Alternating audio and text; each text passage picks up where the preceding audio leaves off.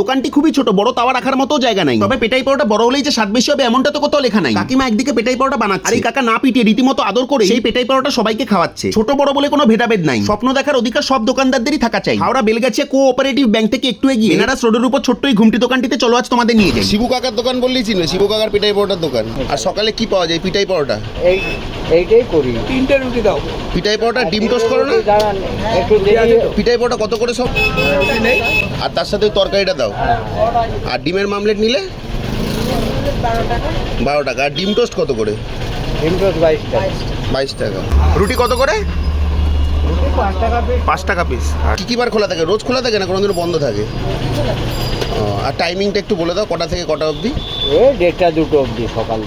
তবে 400 কোটি টাকার ফেস ভ্যালু এই মানুষগুলোর নাই। দোকানটি একটু ভালো মতো চললেই আমার মনে হয় না এদের আর কিছু চাই। খাবারের কোয়ালিটিও কিন্তু মন্দ লাগে নাই। সুযোগ পেলে এই ধরনের দোকানগুলি থেকেও খেও সবাই। আসছি কাকিমা, আসছি কাকা।